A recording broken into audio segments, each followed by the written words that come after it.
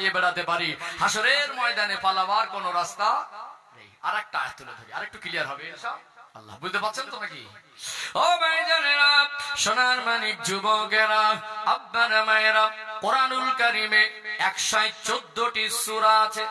সূরা number হলো 67, 76, 67 number সূরা।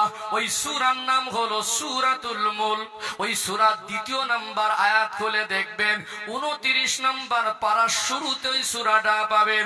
29 পারারও শুরু, ওই সূরাটাও শুরু হলো আল্লাহ পাক বললেন, আল্লাযী খালাকাল মাউতা ওয়াল হায়াতা লিয়াবলুয়াকুম আইয়ুকুম আহসানু আমালা।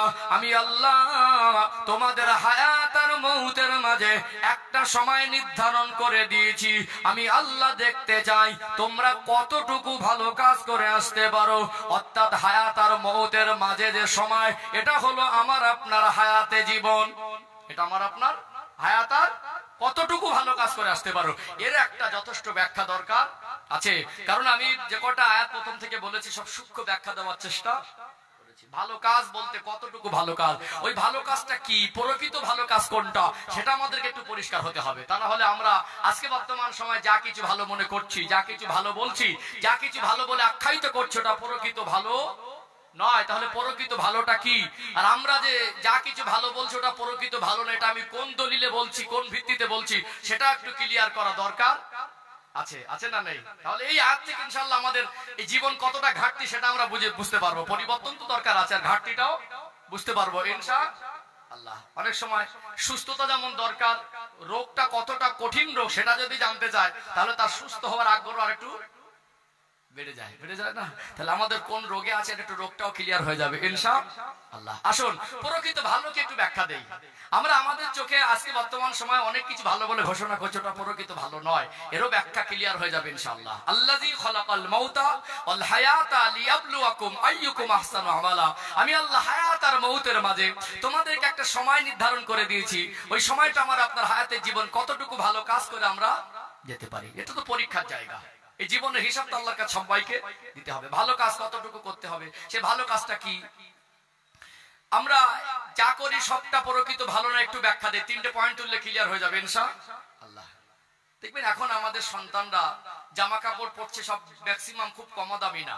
এই যে ঈদ গেল, বাড়ির প্রত্যেকটা গার্জেন তারা চেষ্টা করে, তারা চায় যে আমার সন্তানকে একটা নতুন পোশাক পরাবো, পরিবারের সদস্যদের নতুন পোশাকের একটু ব্যবস্থা করে দেবো। ঈদ মানেই তো আনন্দ, আনন্দের মুহূর্তে সবাই যেন একটা নতুন পোশাক পরার হেরি করে ওঠে না? সবাই নতুন পোশাক, উত্তম পোশাক পরে, এতে আপত্তিও নেই, বরং উত্তম বা নতুন পোশাক পরে ঈদগার ময়দানে যাওয়া এটা একটা সুন্নাত, এটা ভালো জিনিস। এই জন্য নতুন পোশাকের ব্যবস্থা আমরা চেষ্টা করি আপ্রাণ যে ব্যবস্থা হয়ে যায়।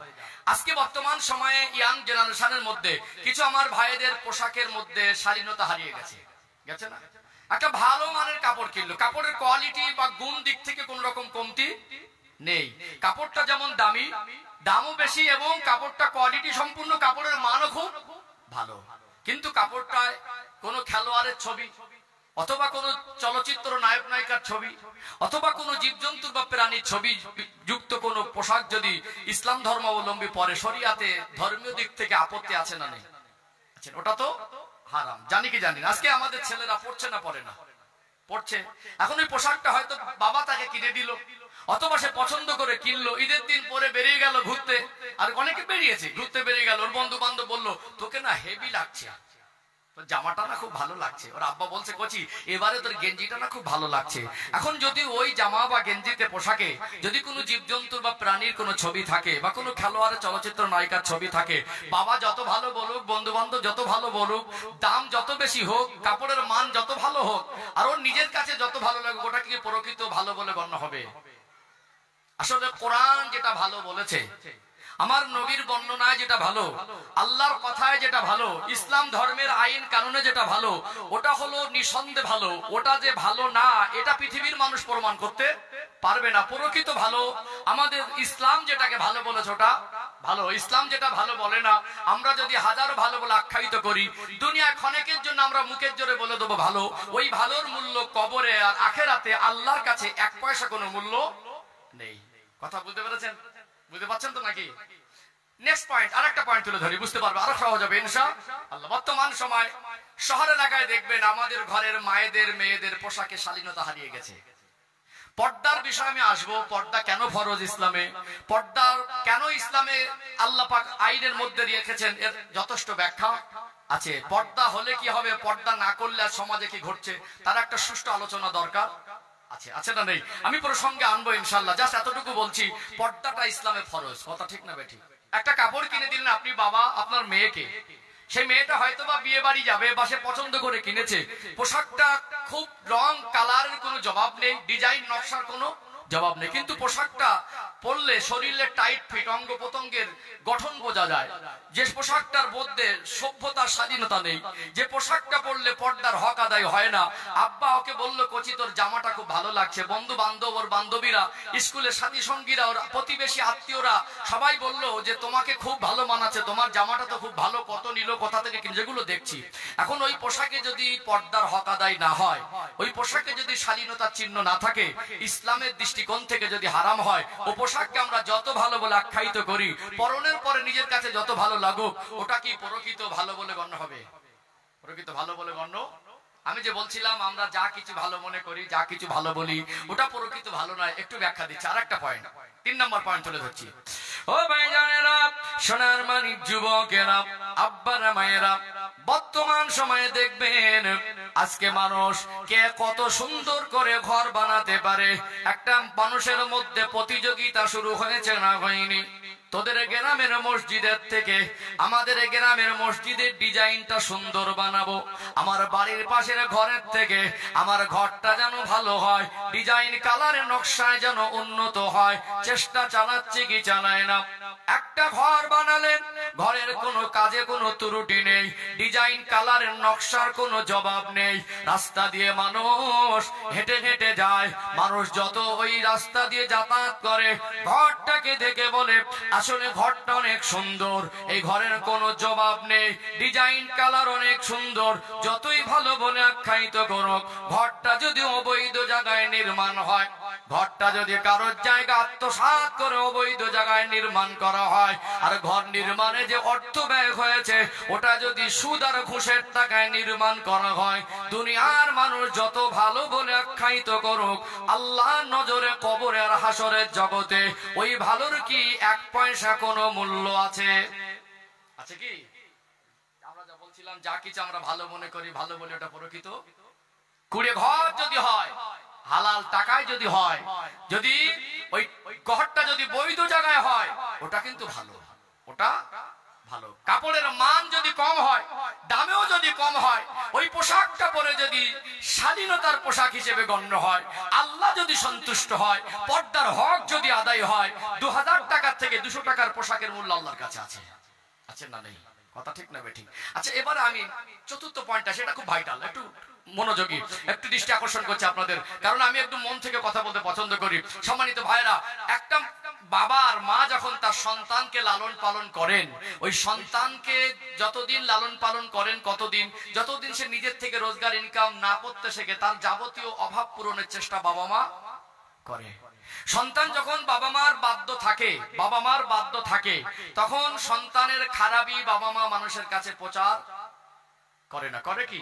কখনো অবাধ্য হলো, কখনো অশান্তি হলো, তখন রাগে মনের ক্ষোভে তখন সন্তানের বদনাম করে, সন্তানকে খারাপ বলে। যদি বাবা মার বাধ্য থাকে, ওই সন্তানকে বাবা মা মানুষের কাছে খারাপ বলে বেড়ায় না।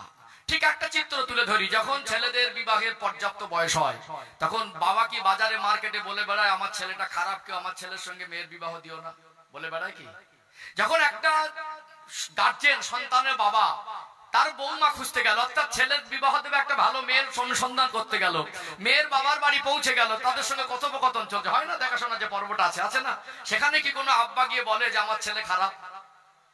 উপরান্ত মাল একটু বেশি পাবো, এই আশায় মোবাইলে ছবি নিয়ে একটু ভালো করে যা ছেলের ভিতরে ভালো বৈশিষ্ট্য গুণ আছে তার থেকে বেশি বাড়িয়ে বলে কি বলে না? মাল নেওয়া কিন্তু বন্ধ হয়নি, বন্ধ হয়েছে। আগে ডাইরেক্ট চলছিল, এখন ইনডাইরেক্ট। উপর থেকে আমাদের জামা কাপড়ে, কথায়, স্টাইলে, ভঙ্গিতে আমরা বড় লোক প্রমাণ করার চেষ্টা করলেও আজকে আমাদের ভিতরে কিছু মানুষ আছে, তার ভিতরটা এখন ছোট লোকের রূপে রূপান্তরিত আছে, বড় লোকের রূপান্তরিত করতে পারিনি। একটা বৌমা গরিবের মেয়ে, তখন বলেছিল কোনো দাবি নেই, কেন প্রকাশ্যে দাবি করলে এলাকার মানুষের কাছে মান সম্মান নষ্ট হবে, আমার অভাব নেই, আমি যদি এখন দাবি করে বসি লোকে আমাকে মানুষ বলবে না। এরকম একটা সমাজের পরিস্থিতির দিকে লক্ষ্য করে দাবি করে না, মনে করেছিল না চাইতে এখন দিয়ে দেয়, সবটা দিয়ে দেবে। 6 মাস যদি হয়ে যাওয়ার পরে মেয়ের বাবার বাড়ি থেকে কোনো জিনিসপত্র না আসে, ওই বৌমাটা সর্বপ্রথম বুঝতে পারে ওদের বাড়ির লোকের কে আসলে প্রকৃত বড় লোক না ছোট লোক। কথা কি বুঝতে পারছেন?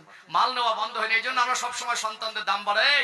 ছেলে দেখেছিস, ছেলের তুলনা হয় না, ছেলের মতো ছেলে, হিরোর মতো লাগছে। অতএব এই যে প্রশংসা করি আমরা ছেলেদের, করি কি করি না? কোন বাবা মা ছেলেকে খারাপ বলে প্রচার, উপরান্ত আমরা এত বেশি ভালোবাসি, আমরা কিছু কিছু শব্দ চয়ন করি সন্তানদের ক্ষেত্রে যেগুলো হৃদয় ছুঁয়ে যাওয়া। এটা আমার কলিজার টুকরা, এটা আমার সোনার মানিক, এটা আমার জান, এটা আমার অত্যন্ত আদরের, মায়ার, স্নেহের, এগুলো আমরা শব্দ চয়ন করি, করি কি করি না? আমাদের সন্তানকে আমরা সবসময় ভালোই বলি, বলি কি বলি না? অবাধ্য সন্তান সেটা আলাদা প্ল্যাটফর্ম, বাধ্য সন্তান ছেলে হোক আর মেয়ে হোক, আমরা তাদেরকে কোনোদিন খারাপ বলি না। আমার ছেলে ভালো, আমার মেয়ে প্রকৃত ভালোটা কি একটু জানাচ্ছি। ও ভাইজানেরা, সোনার মানিক যুবকেরা, আব্বার মায়েরা, এই জীবন যদি মুসলমান বলে দাবি করেন, যদি আল্লাহর কাছে আত্মসমর্পণ করে দিতে না পারেন, আমার রাসূলের কাছে নিজেকে আত্মসমর্পণ করে দিতে না পারেন, আপনি প্রকৃত মুসলমান হতে পারবেন না।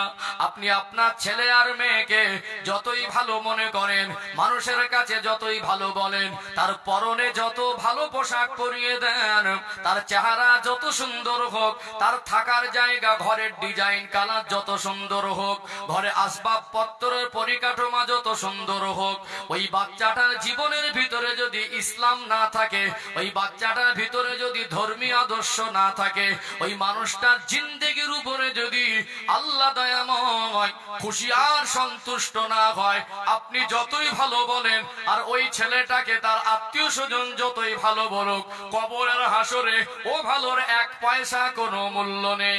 বলুন, একটা বেনামাজি সন্তান, একটা বেপর্দায় চলা মেয়েকে তার বাবার মা যত ভালো বলুক, কবরের হাসরে কি ওই ভালোর 1 পয়সা কোনো মূল্য আছে? আছে কি? আমার এই মাথায় টুপি আছে, আমি মাঝে মাঝে বলি আমার টুপি আর জামাটা আলেম না। আমার একটা ডিগ্রি আছে, ডিগ্রিটা আলেম নয়, কারণ আমার টুপি জামা লম্বা, টুপি জামা লম্বা, টুপি জামা অন্য ধর্মাবলম্বীরাও পরে, পরে কি পরে না? আমার সার্টিফিকেটের কথা বলছেন, আমার সার্টিফিকেট যা আছে, হয়তো আমার লিখিত ভাবে একটা সার্টিফিকেট আছে, আমি পড়াশোনা করেছি, সেই সিলেবাস কমপ্লিট করার পরে আমাকে একটা সার্টিফিকেট প্রদান করা হলো একটা প্রতিষ্ঠান থেকে।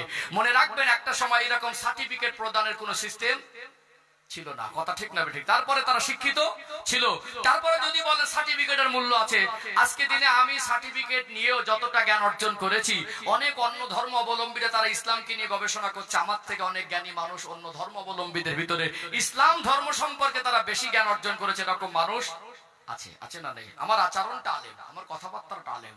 অতএব আমার চেহারা যত ভালো হোক, আমার পোশাক যত ভালো হোক, আমার বাবা আর মা আমাকে যত ভালো বলুক, আমার আত্মীয় স্বজন, আমার প্রতিষ্ঠানের মানুষ যত আমাকে স্যার স্যার করে মুখে ফেনা তুলে দিক, আমার আমলে জিন্দেগির উপরে যদি আল্লাহ সন্তুষ্ট না হয়, আমার এই আমলে জিন্দেগির উপরে আল্লাহ যদি রাজি না হয়, দুনিয়ার মানুষ আমাকে ভালো বললো, দুনিয়ার মানুষের লিখিত ক্যারেক্টার সার্টিফিকেটে ভালো আর সাধু প্রমাণ করে দিল, আল্লাহর কাছে আর কবরে প্রকৃত ভালো হওয়া সম্ভব।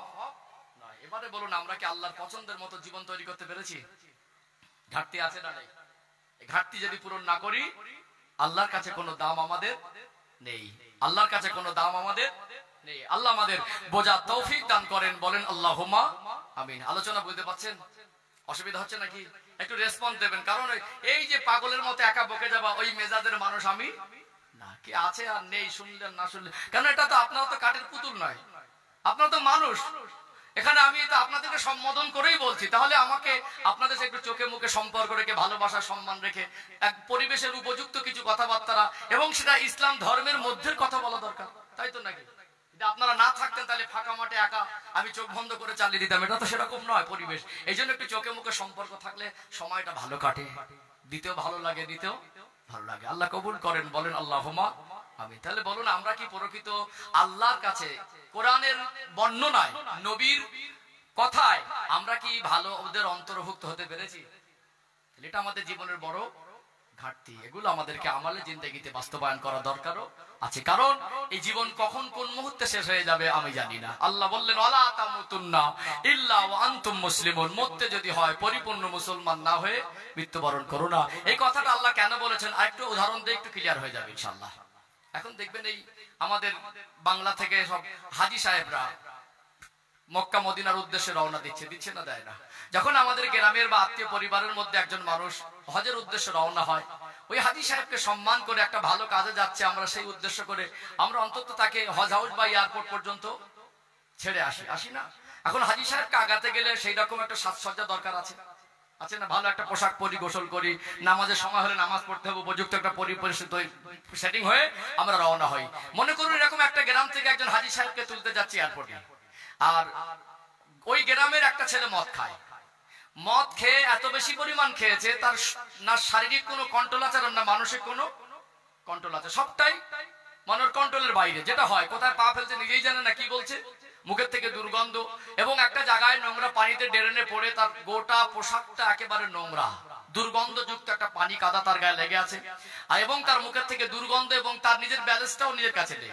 এখন ও যদি গাড়ির সামনে এসে দাঁড়িয়ে খুব অনুনয় বিনয় করে যে ভাই তোমরা হাজী সাহেবকে আগাতে নিয়ে যাচ্ছে, আমাকে নিয়ে চলো, আমাকে কেন নিয়ে যাবেন, আমার যাবার খুব ইচ্ছা, ও যদি কারোর হাতে পায়ে ধরাধরি করে, ও যদি গাড়ির সামনে শুয়ে পড়ে, ওই লোকটাকে নিয়ে যাবে বলে মনে হয়।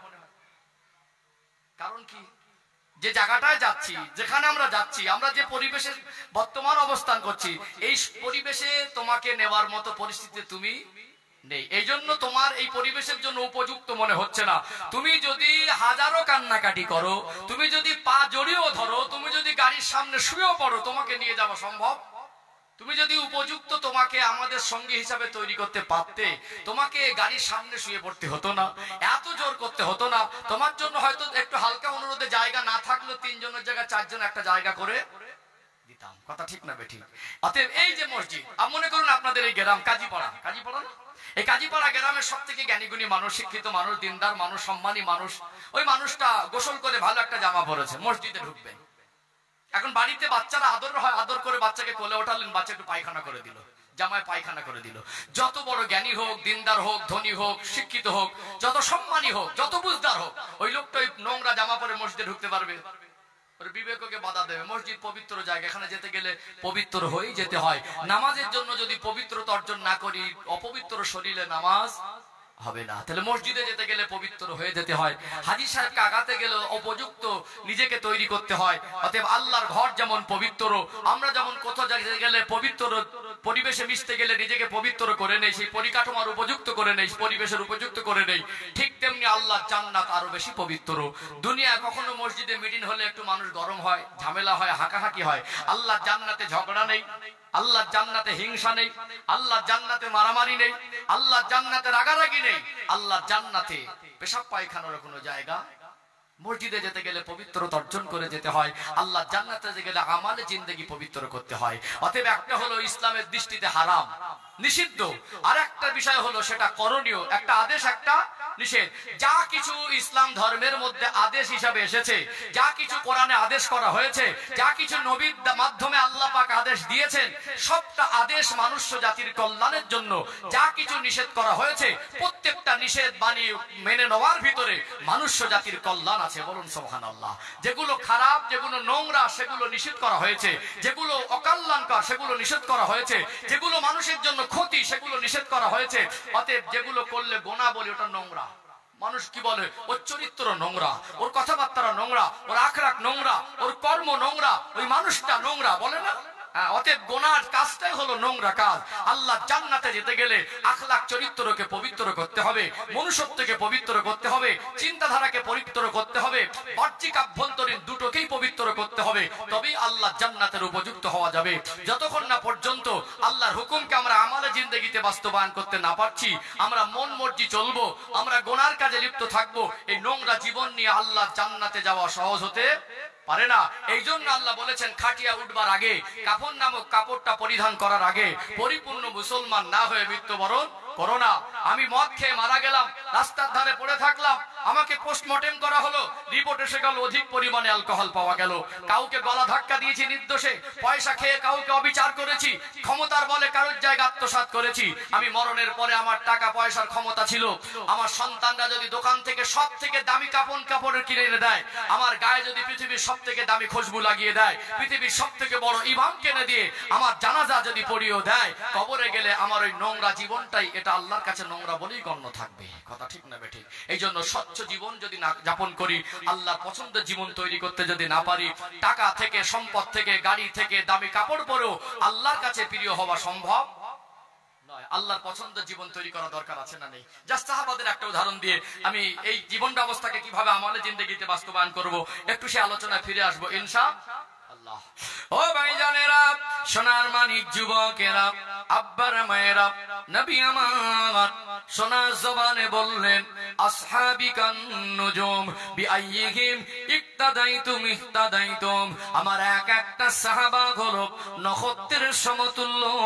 কোন একজন সাহাবার জীবন আদর্শ যদি ফলো করো, হেদায়েত পেয়ে যাবে। বলুন সুবহানাল্লাহ। আল্লাহ নবীর সাহাবী হযরতে বেলাল রাদিয়াল্লাহু আনহুর নাম আপনারা শুনেছেন না শোনেন নাই? যে বেলাল রাদিয়াল্লাহু আনহু তিনি ব্যক্তিগতভাবে এক দিরহামেরও মালিক ছিলেন না, আর্থিকভাবে তিনি দুর্বল ছিলেন, তিনি ছিলেন ক্রীতদাস গোলাম। মানুষ তদানীন্তন সময়ে মানুষকে হাটে বাজারে বিক্রি করে দিত। আজকে দিনে গরু ছাগলের পশুর হাটে গিয়ে দেখি বিক্রি হয়। তদানীন্তন সময়ে জাহিলিয়াতের যুগে মানুষ কেনা বেচা হতো, দাস দাসী কেনা বেচা হতো। অতএব ওই সময় বেলাল রাদিয়াল্লাহু আনহু ক্রীতদাস জীবনে ছিল, ব্যক্তিগতভাবে 1 টাকারও মালিক ছিলেন না। তিনি ব্যক্তিগতভাবে 1 শতক জমিরও মালিক ছিলেন না। তার পরনে খুব উন্নত মানের পোশাক তিনি পরার মতো অর্থশালী ছিলেন না। আমি কালো, আপনি কালো, ওই কালো নয়, হাড়ির তলার থেকে কালো। কিন্তু তার চেহারার সৌন্দর্য খুব বেশি ছিল না, তার অন্তরটা এত বেশি পরিষ্কার ছিল, তার চিন্তাধারাটা এত বেশি পবিত্র ছিল। আল্লাহ আর রসুলকে এমন ভাবে মন থেকে মেনে নিয়েছিলেন। হয়তো আর্থিক বলে কিছু, অর্থ বলে কিছু ছিল না, সম্পদ বলে কিছু ছিল না, তার চেহারার সৌন্দর্য ছিল না, কিন্তু তার জীবন আখলাক, চরিত্র আর মনুষ্যত্বটাকে এত সুন্দর করেছিলেন। প্রকৃত ইসলামকে মেনে নেওয়ার কারণে, আল্লাহ রসুলকে অধিক পরিমাণে ভালোবাসার কারণে এই রকম একজন মানুষ তিনি জমিন থেকে হেঁটে যেতেন, আর তার পায়ের আওয়াজ আল্লাহ পাকের জান্নাতে শোনা যেত। জোরে বলেন না সুবহানাল্লাহ। নারে তাকবীর। একে বলে জীবন। আমার কোটি কোটি টাকা যদি থাকে, আমার যদি 10 তলা ফ্ল্যাটও থাকে, আমার মনুষ্যত্ব যদি ভালো না হয়, আখলাক চরিত্র যদি ভালো না হয়, দুনিয়ার মানুষ অনেকের জন্য সামনে স্যার বলে ফেনা তুলে দিলেও কবরে গেলে আমার কিন্তু মারটা কম পড়বে না। কথা ঠিক না বেঠিক? হাসরের ময়দানে কোন রকম ক্ষমতার বড়াই দিয়ে পার করা ক্ষমতা কারণ নেই। এখানে কি হবে? নিজের হিসাব দিতে গিয়ে নিজেই পেরেশান হয়ে যাব। কথা ঠিক না বেঠিক? আল্লাহ নবীর সাহাবী হযরতে বেলাল রাদিয়াল্লাহু আনহু তিনি আযান দিতেন। মদিনার মসজিদে নববী শরীফের ইমাম হলেন আমার আপনার দয়ার নবী, মুয়াজ্জিন ছিলেন হযরতে বেলাল রাদিয়াল্লাহু আনহু। তিনি এমন ভাবে আযান দিতেন, আশহাদু শব্দটা ঠিকমতো উচ্চারণ করতে পারতেন না, তার উচ্চারণে ঘাটতি ছিল। কেননা ঈমান আনার কারণে তার উপরে এত বেশি জুলুম অত্যাচার হয়েছিল। তার মনে উমাইয়া ইবনে খালফ লোহার টুকরা উত্তপ্ত আগুনে লাল করে গালের মধ্যে ঢুকিয়ে দেওয়ার কারণে গালের কিছু অংশ পুড়ে যায়, জিভের কিছু অংশ পুড়ে যায়, সারা জীবনের জন্য তোতলা হয়ে গেলেন। আশহাদু শব্দটা ভালো করে উচ্চারণ করতে পারতেন না। কিন্তু তিনি যখন আযান দিতেন, তার আযানের আওয়াজ জমিনে শুরু হতো, আল্লাহর আরশে আজিমে আওয়াজটা পৌঁছে যেত। আল্লাহর পছন্দের জীবনের অনেক মূল্য। কথা ঠিক না বেঠিক? অতএব আমাদের টাকা পয়সাটা আমাদের বড় পরিচয় নয়, আমাদের বিল্ডিং বালাখানা সম্পদটা আমাদের বড় পরিচয় নয়। আমি কত বড় বংশ থেকে এসেছি, আমার বংশ যত ভালো হোক আর বড় হোক, আমার আখলাক চরিত্র যদি ভালো না হয়, আমার ভিতরে ইসলামিক জীবন ব্যবস্থার আদর্শ যদি না থাকে, রাসূলুল্লাহর আদর্শে যদি আদর্শিত হতে না পারি, তাহলে আমার এই জিন্দেগিতে আল্লাহ কোনোদিন সন্তুষ্ট হবে না। আল্লাহর পছন্দের জীবন তৈরি করতে হবে। আমরা মুসলমান আত্মসমর্পণকারী, এমন ভাবে আত্মসমর্পণ করে দিতে হবে, আমাদের জীবনটা আল্লাহর আদেশেই তৈরি করব ইনশাআল্লাহ। বলেন ইনশাআল্লাহ। চলুন এই জীবনটাকে ইসলামের আদর্শে আদর্শিত করতে গেলে আল্লাহ পাক তার প্রিয় হাবিবকে অনুসরণ করতে বলেছেন না বলেননি? বলেছেন না? আল্লাহ পাক তার প্রিয় হাবিবকে অনুসরণ করতে বলেছেন। সেই প্রিয় হাবিবের অনুসরণ তো আমরা করব। আমরা কেন করতে পারি না, করব কিভাবে, এ উত্তর আমরা শেষের দিকে জেনে নেব। এবং অনুসরণ আমার যে প্রিয় হাবিবের করব, সেই নবীর শান মান সম্পর্কে একটু আলোচনা দরকার আছে না নেই? আছে না? যেমন আমি প্রাথমিকভাবে আলোচনা করেছি, আমাদের জীবনে ঘাটতি পূরণের দরকার আছে। কতটুকু আমাদের জীবনটা আমরা আমাদের ভালো মনে করি, দেখবেন এটা আমাদের জীবনে একটা কমই। একটা মানুষ খারাপ কাজ করলো, তাকে খারাপ বললে সে রাগে, রাগে কি রাগে না? করছে খারাপ কাজ, তারপরে তাকে ভালো বলেন, প্রশংসা করেন, মানুষ খুশি হয়। তাহলে আমাদের জীবনে কতটা মাইনাস পয়েন্ট বুঝতে পারছেন?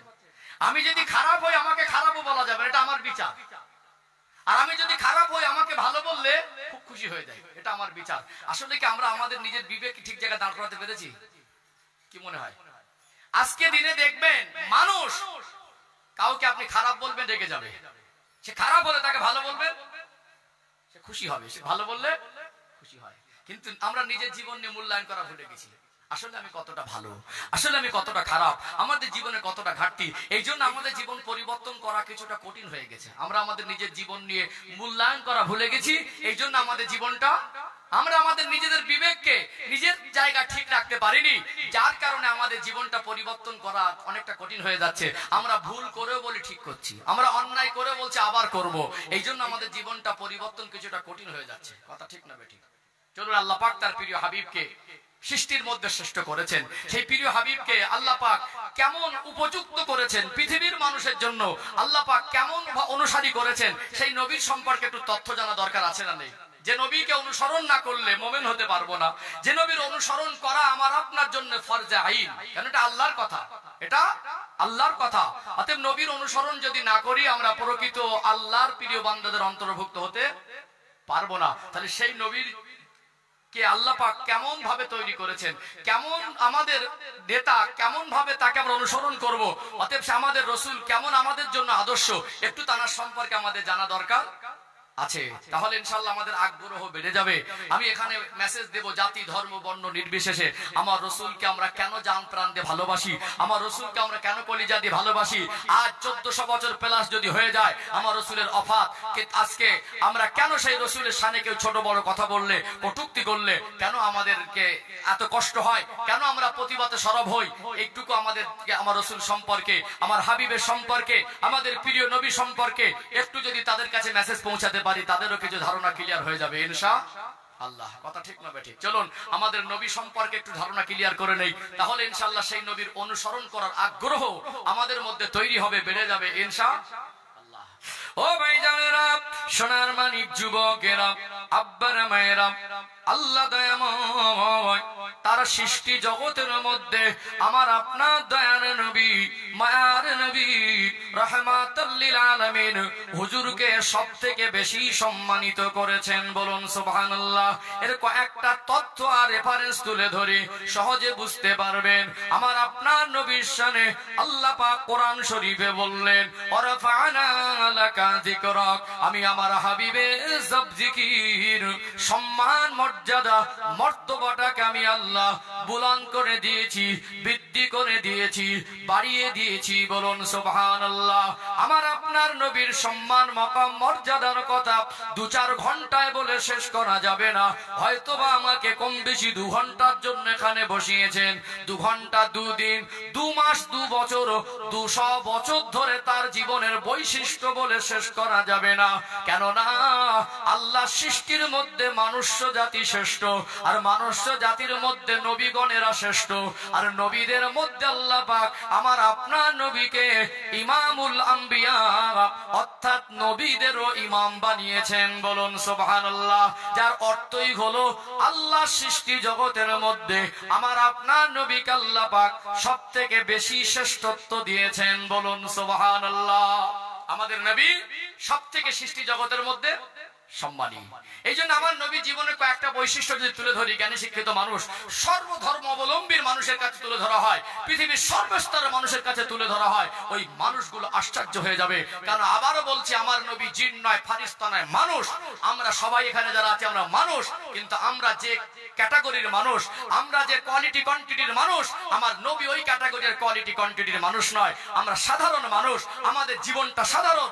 নবী হলেন অসাধারণ মানুষ। নবীর জীবনটা অনেকটাই সাধারণের থেকে ব্যতিক্রম। যে বৈশিষ্ট্য নবীদের মধ্যে আল্লাহ দিয়েছেন, সে বৈশিষ্ট্য সাধারণ মানুষের মধ্যে আল্লাহ পাক দেয় নাই। জাস্ট কয়েকটা বৈশিষ্ট্য তুলে ধরি, সহজে বুঝতে পারবেন ইনশাআল্লাহ। বলুন, আমরা মানুষ হিসেবে আমাদের বিবেক বুদ্ধি দিয়ে বলুন, আমরা আল্লাহকে দেখেছি?